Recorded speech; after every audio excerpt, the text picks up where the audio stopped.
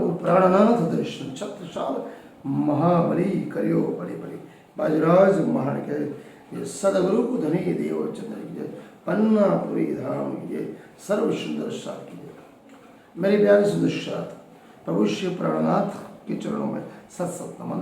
पूर्ण ब्रह्म अनादि अक्षादि कृष्ण परमात्मा निजानंद संप्रदाय कृष्ण प्रणामी धर्म केवल आत्मा के मिलन की बात करता, जहाँ पर हिंदू मुस्लिम सिख ईसाई किसी भी धर्म पंथ या संप्रदाय किसी भी देवी देवता की वो कभी भी गलत नहीं सोचता। मानव मात्र एक समान विश्व बंधु तो केवल प्रेम की परिभाषा की बात करता है, जहाँ पर ज्ञान वाणी 18,758 चौपाई जाए कुलजम स्वरूप वाणी वो ज्ञान जो हमें परमात्मा से मिलाने की बात करता है। एक ऐसी सिद्धांत नितिम सिद्धांत जो केवल मानव मात्र के बीच में आत्मा और परमात्मा के बीच जाने का रास्ता दिखाता है।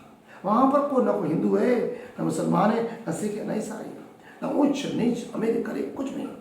एक ही करनी, एक ही रहनी, एक खान, एक पान, एक ही गान, एक प्रकार का खाना, एक ही गाना, एक रहनी करनी कथी उच्चारण और आचरण में जहाँ समानता है और कहीं कुछ भेदभाव ही नहीं।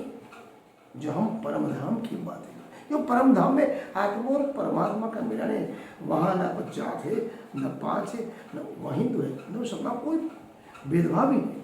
तो अगर हम अपने आप को आत्माभिमानी बनाएंगे, हम अपने दास, अपने देश, अपने राष्ट्र, समाज एवं किसी भी लोगों की समस्याओं का हल ढूंढ सकते।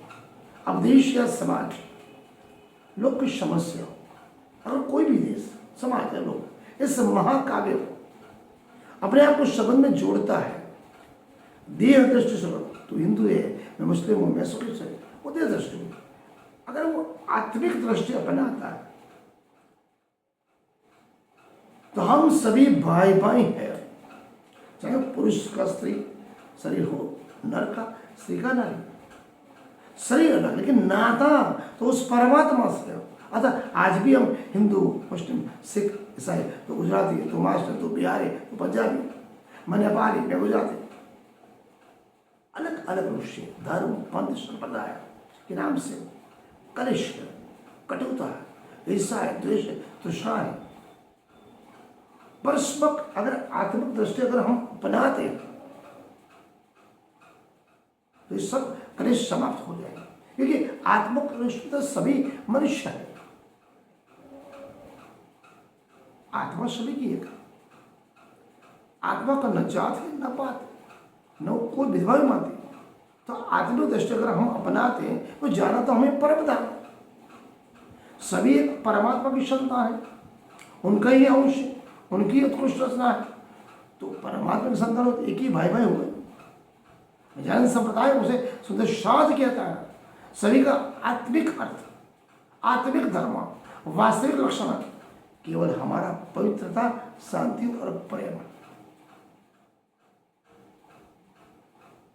सभी के बाद भाषा का लिखा जाए, आत्मिक भाषा, आत्मिक साइलेंस, आत्मिक दृष्टिकोण अपना से हम अपने आप को सर्वश्रेष्ठ मनुष्य के तौर पर उच्च आसन पर बिठा सकते हैं। इस प्रकार हम आज संसार में जो भ्रष्टाचार है, मिलावट है, हिंसा है, जो दुखों के जो कुछ भी कारण है, उसका निवारण केवल और केवल आत्माभिमानी बनना, हर एक के प्रति मानव मात्र प्रेम से दया को रखना, मन वचन कर्म से भी किसी का अहित न सोचना, न किसी का गलत, अपनी गलती का स्वयं स्वीकार करना, अपनी गलतियां किसी के ऊपर दोषारोपण करना। जब तक हम केवल प्रेम की भरी सभा, सत्य और अहिंसा को अपनाएंगे तो दुनिया वो दिन दूर नहीं, न किसी जात है, न पात है, न ऊंची, न नीची, निवारण संप्रदाय यही तो सिखाता है परमात्मा और आत्मा में। इसलिए कहते हैं आत्माभिमानी बनने से देश, समाज और लोगों की समस्या का हल तुरंत आ सकता है, अन्यथा ही। नमस्कार, प्रणाम, सुंदर।